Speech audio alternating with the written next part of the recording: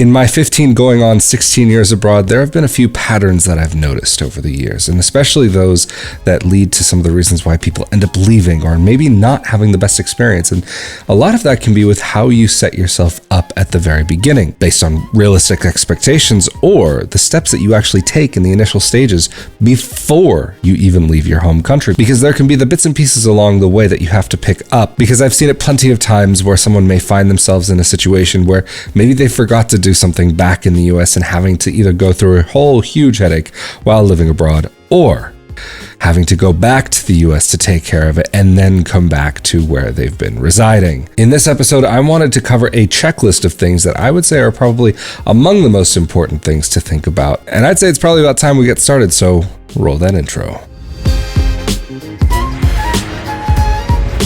Welcome back to another episode of Not Your Average Globetrotter on another Friday night. I'm Rafael Di Furia, and let's just jump straight into this. And the first thing that I want to say is whatever you're planning to do, plan as early ahead as you can. You don't want to go crazy, start making plans 20 years in advance. Okay, maybe there are certain things that you can get lined up in your life that will help make a transition to life abroad easier for you over that longer period of time. But I think there's a window of time between, say, a month to 6 months to 3 months before you end up going, where it's really going to be the sweet spot that actually could be some of the most deciding factors as to how smooth your transition into life abroad will be, as well as the ability to enjoy your life outside of the US or Canada, UK, Ireland, Germany, Sweden, Russia, Jordan, Nigeria, South Africa, wherever it is that you may find yourself leaving. But regardless of the location,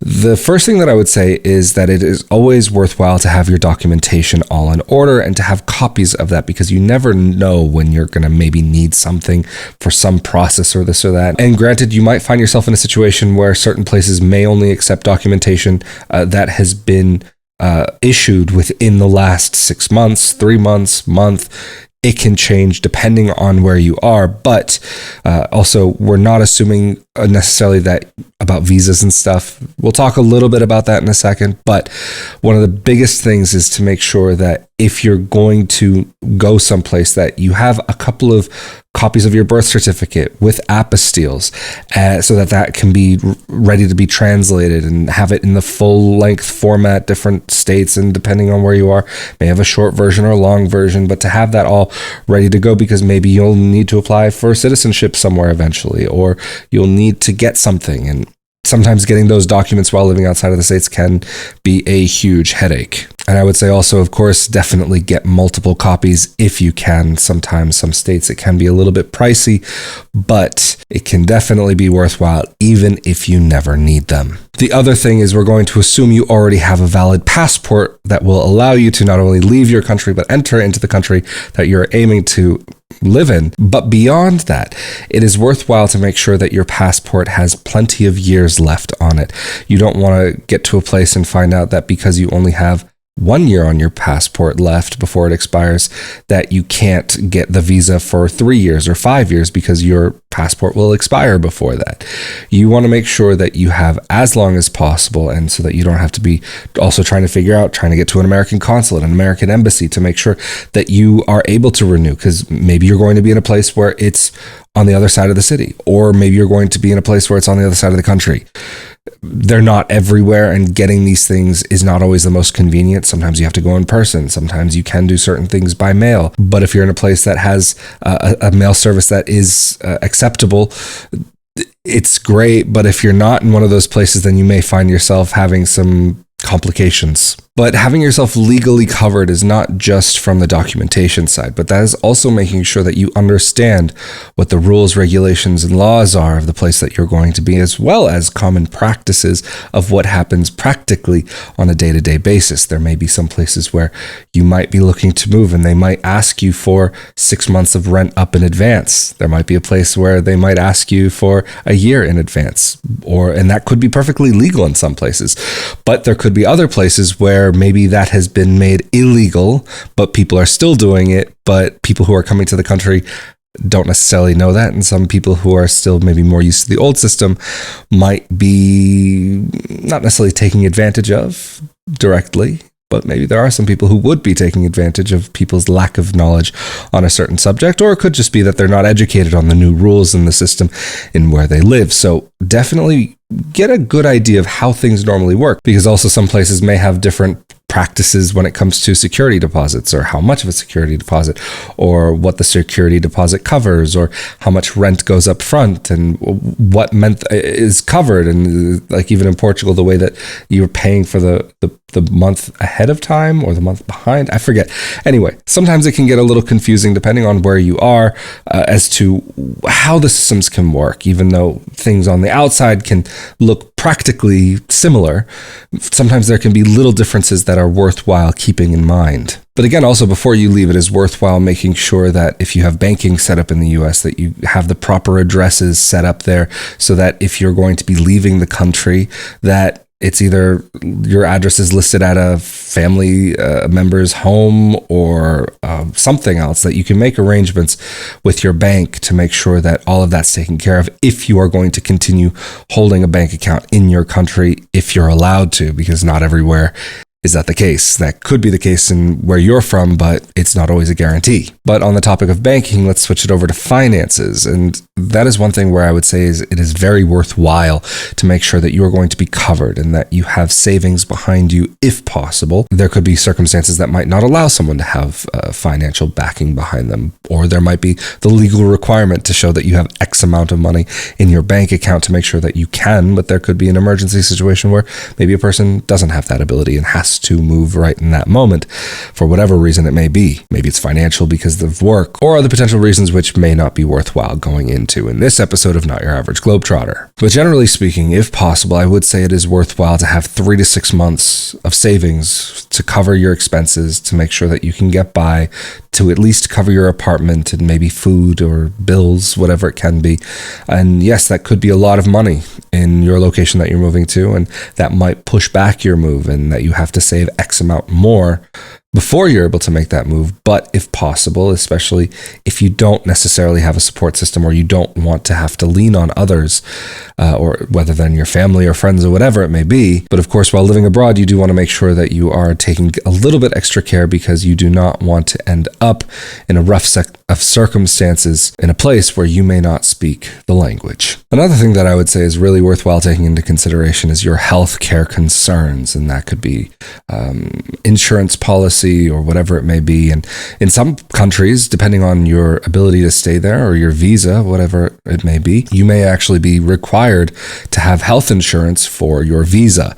It's not necessarily going to be the case everywhere, but in many places it is in fact the case, to at least have some sort of private basic health insurance coverage. So it's worthwhile not only understanding what your personal needs are if you do run into an emergency situation, but also what are your legal requirements for where you're going to be. But also another thing is, I would say, if possible, it is worthwhile going to a doctor in your home country, maybe even your doctor that you normally go to, just to have a quick little checkup to make sure you're doing all right, as well as to refill any prescriptions that you may have, and to make sure that you can fill those prescriptions on a little bit of a longer term basis. So maybe that you can get a prescription that would allow you to buy a little bit extra than you might normally, just so that you can have some buffer room for, again, maybe 3 to 6 months, if it is legally possible, depending on your medication and the abilities that you might have where you are to have, or even an extra month, whatever it may be. If you can have an extra supply, if you do need medications, you don't want to end up in a situation where you're either in limbo between your healthcare system provider in your former country or your insurance, whatever, if you are covered, and then in the new country where you're going to be before everything's properly set up, before you can start getting your medications taken care of. You just want to make sure that you don't put yourself, if possible, into a situation where you may be in an emergency. I can't say how many times I've heard about individuals maybe being between one healthcare system and another healthcare system, that maybe they moved from country A to country B, but because their documents in country B weren't fully processed yet, that they weren't able to get onto the medical system in country B, so that they couldn't get the medication that they needed, life-changing medication, or medication that could potentially be life-threatening if they weren't able to continue taking. So these are all very, very important to do. And unfortunately, it is something that I have heard from a number of expats over the years that I've been abroad, and it is really not a nice thing to have to go through. And I've seen people get very stressed and full of anxiety because their life could be actually in jeopardy. But anyway, that took a little bit of a dark turn. Moving away from that, you want to make sure also from the financial standpoint as well, kind of getting back into that topic, that you have the ability to actually be able to get by from day to day, whether that's you're going to be abroad for a month or a year or 10 years. You want to know what you have in front of you and what money will be coming in. So if you're retired, of course, the situation could be a little bit easier to predict and to know what you'll have coming in on what sort of basis. If you are working for a company and you're able to work remotely, that'll also help you immensely. Or if you are somebody who works remotely as a freelancer, then okay, that puts you into a different situation. And each one of these may potentially also contribute to your ability to get an apartment and how a future landlord might see your ability to pay for that apartment. So that is something to keep in mind, is that you will want to be able to show that you have the ability to pay. And that's why sometimes in some countries where people are new, they're renting for the first time, that a landlord might ask for 6 months or a full year of rent ahead of time before you even get into the apartment as a deposit. And so if you are able to work remotely, whether it's for your current job or a new job, whatever it may be, this is one of those things why I always say it is worthwhile to see if you can have that ability to earn that income even before you even leave your home country. But what actually could even be a little bit better for you is if you are getting a job locally. But of course, depending on the country where you're getting that job locally, the conditions or the amounts that you might be making may be a little bit more on the positive side, or they might contribute to some difficulties in the long run. Another factor is that if you have children, how are they going to be educated? Are you going to take them to the local public school system? Is there a local public school system? It might depend on the country where you're moving to and the locations where you're going to be.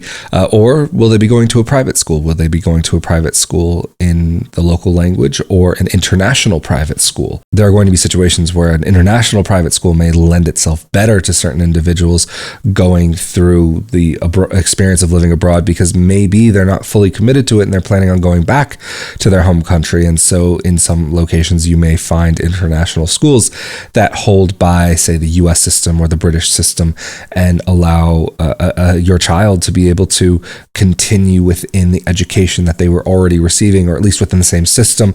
There could be differences depending on where you're going. Personally, I would say if I were going to be living in a place, that I would be more interested in maybe having my children, if I at least knew I was going to be in that place for a significant portion of time, I would have the preference to have my children in a decent public school over like a great private school. I would want my children to have the ability to have that integration from a younger age, because that's something where if you do go to one of those private international schools, a lot of those students may not get the same level of integration as some of the other students might, and some of the linguistic abilities that they might have as time goes on could also differ. But it's not to say that one is inherently better than the other. That would just be if I had children. Just at this moment in time, as a childless individual, this is my opinion. But of course, my opinion could change as well, because you never know what the future may hold. But one quick note, though, for those of you who do homeschool, is that homeschooling is not legal in every country.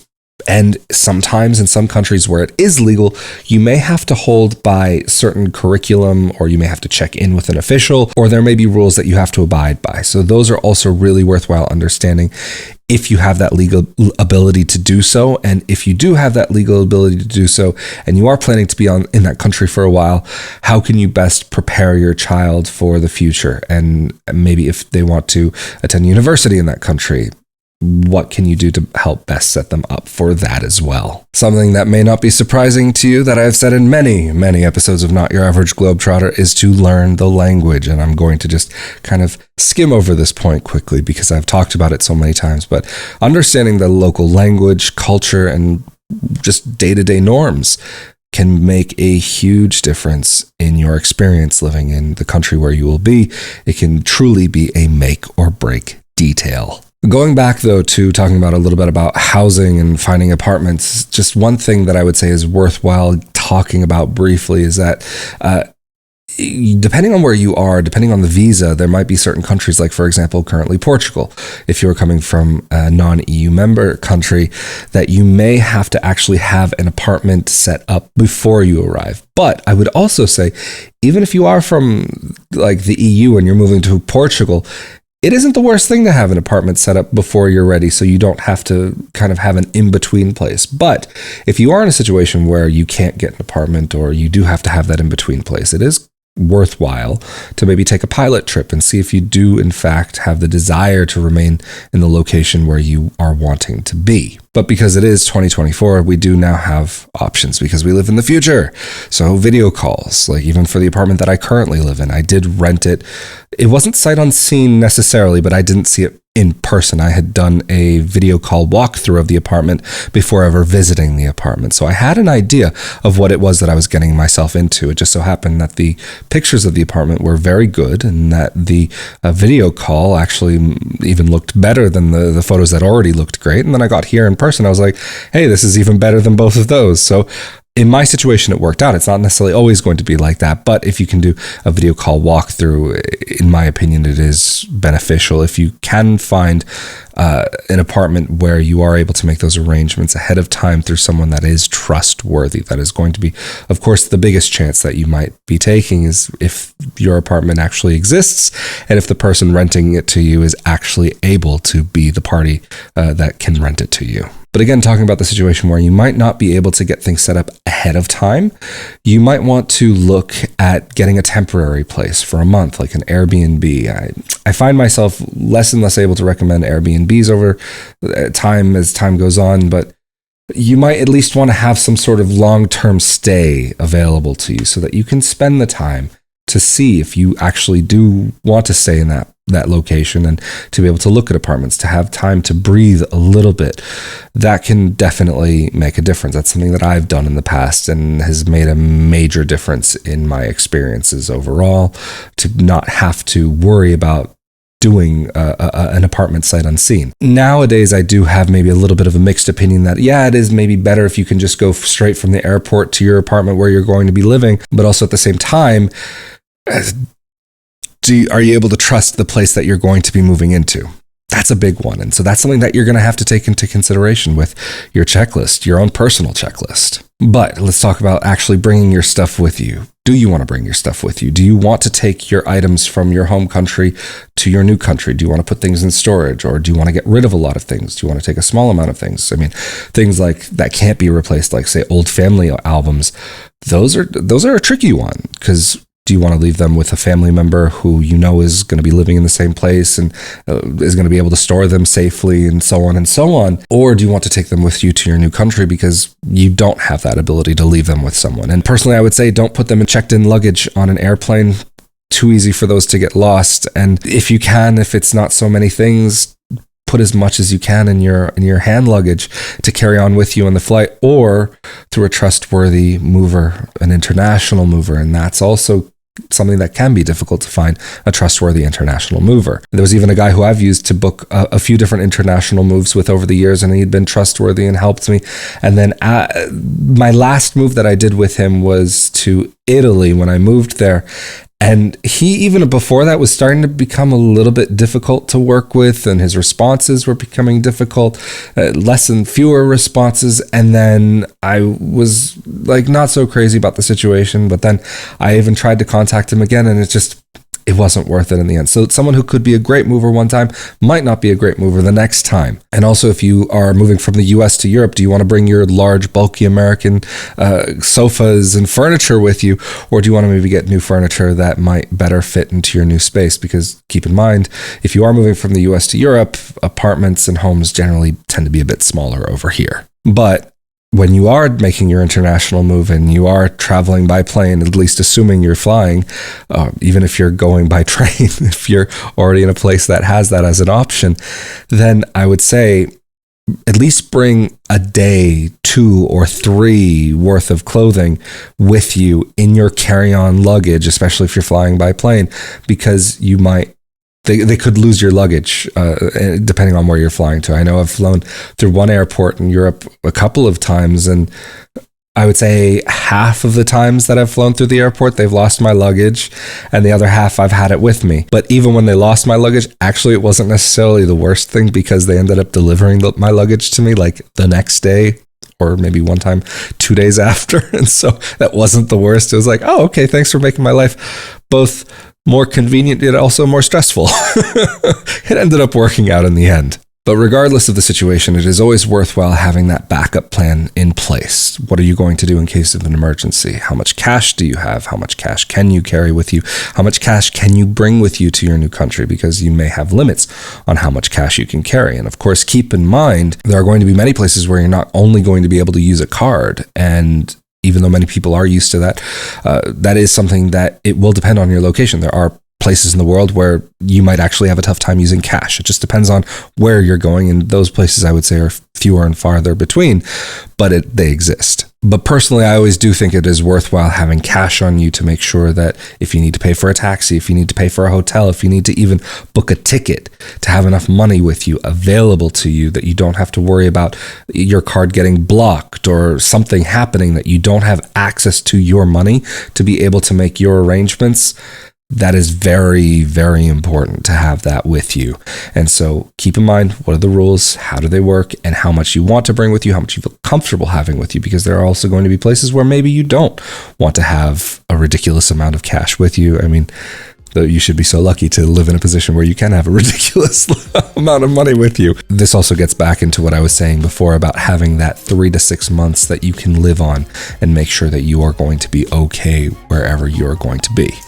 But this is where I'm going to round out this episode of Not Your Average Globetrotter. So thank you all so much for joining me. And thank you also very much to those of you who helped make these episodes possible through the one-time donations, such as the thanks button here on YouTube, as well as the monthly support through Patreon to help keep this project going. RafaelDiFuria.com/Patreon or Patreon.com/RafaelDiFuria. As always, stay safe and healthy out there. I'm Rafael Di Furia, and I will see you all next time for another episode of Not Your Average Globetrotter. Later.